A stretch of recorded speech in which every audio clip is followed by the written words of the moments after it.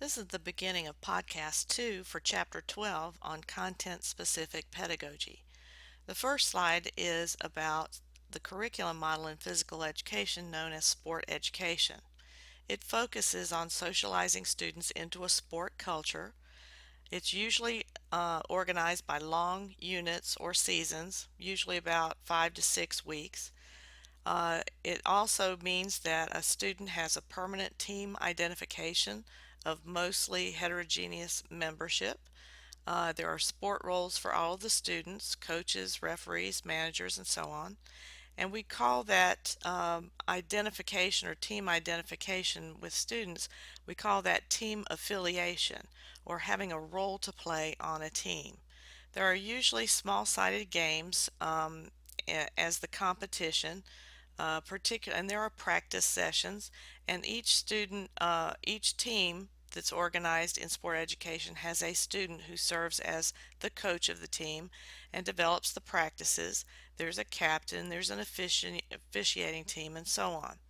It's the ultimate cooperative learning experience along with peer teaching experience because during the practices, peers are teaching each other, not the teacher. It is very well matched with the tactical games approach. There is usually a culminating activity also, which is usually a tournament. Doesn't have to be a tournament. It could be in golf or dance or gymnastics or swimming too. And in dance and gymnastics, the culminating event could be the creation of a dance routine or a gymnastics routine. But there are traditional ceremonies that go along with the sport seasons, statistics, officiating, and so on, just as if it's a sports season in a regular professional league. The sport education model is used quite often, particularly in the secondary level and um, in high schools.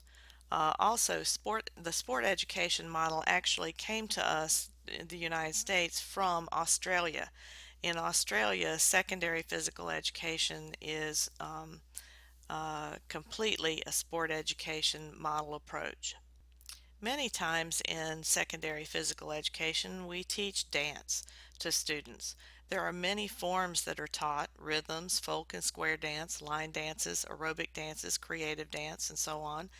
The particular favorite of most students on the secondary level are line dances or other contemporary dances such as Zumba and so on.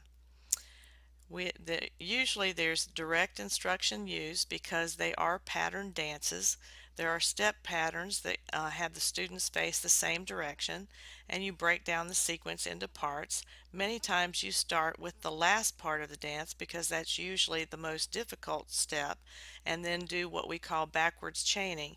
In other words, building on that last step back to the front step. The one thing to remember when teaching dance is that the teacher changes positions often, and also you should mirror the position in the front when you're leading the class. When you're facing the class, you should do the steps in a backwards manner. In other words, going to the left when the class is moving to the right. We also usually do a progression of teaching the steps individually, then adding speed to the steps, and then adding partners to the steps. In Blackboard, there is a folder, or actually an item, that has several dance instructions, a dance unit, and examples of dance instructions to use for teaching dance and physical education.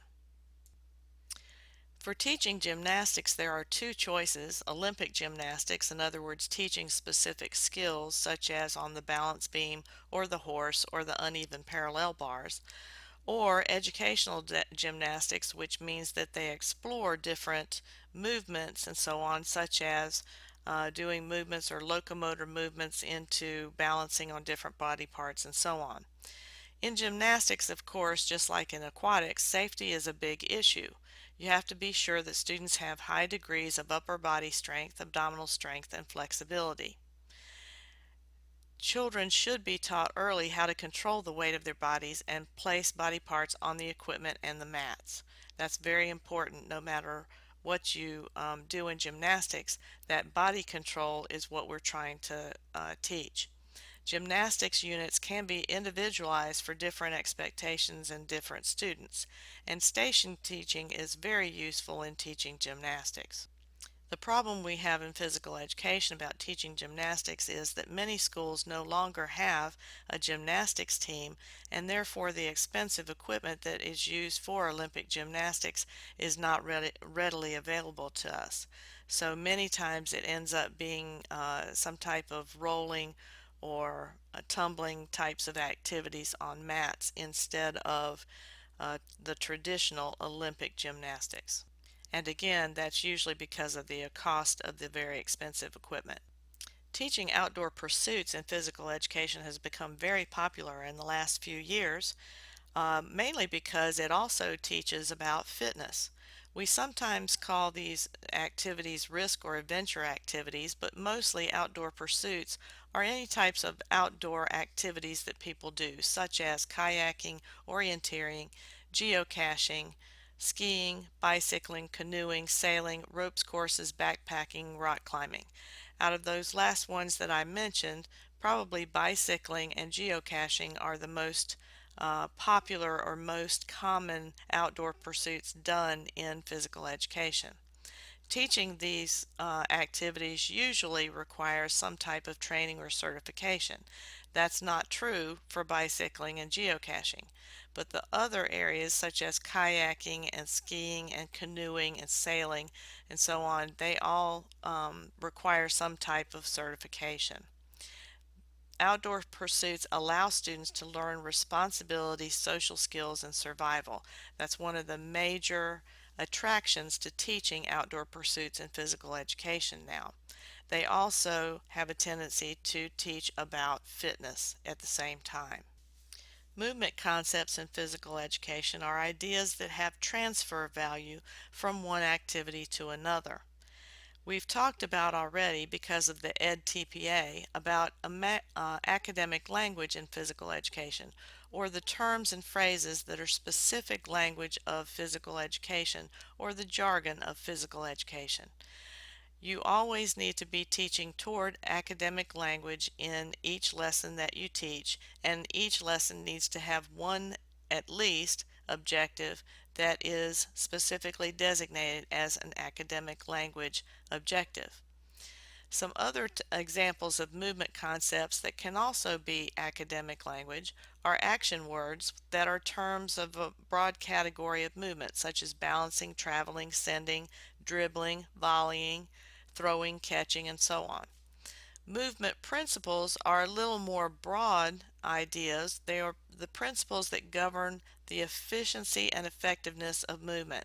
Things such as the follow-through, the weight transfer to produce force, giving to reduce force, the Newton's three laws of motion, balance, center of gravity, levers. All of those things are movement principles that we apply to any type of activity that we teach.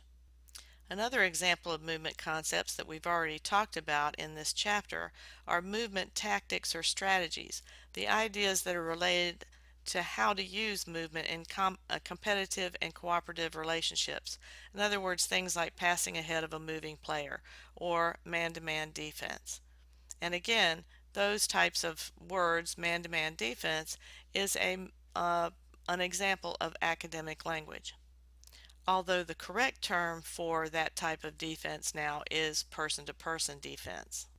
Some examples of other concepts in physical education are movement effects, or the concepts related to the effect of movement on the performer. Exercise physiology is the primary source for this type of concept in physical education. Movement effects are things like flexibility, strength, and endurance. They are all effects of movement on the performer. Then we have movement affects, which is related to the quality of movement, or NASB Standard 5 about valuing physical activity.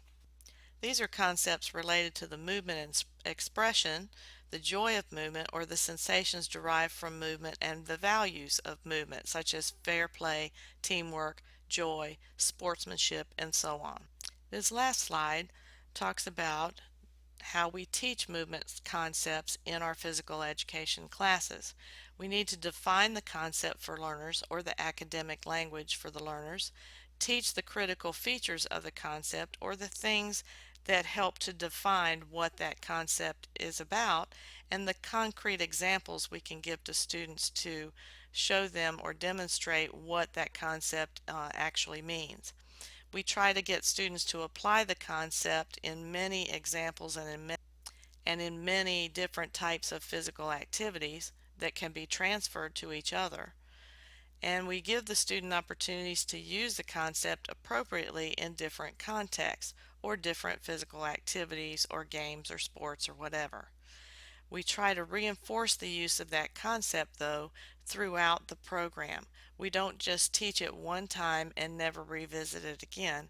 We want to make sure that we expand our students' responses and try to get them to see how movement concepts are applicable to any type of activity that they do in physical education. That's the end of Podcast 2 for Chapter 12 on Content-Specific Pedagogy.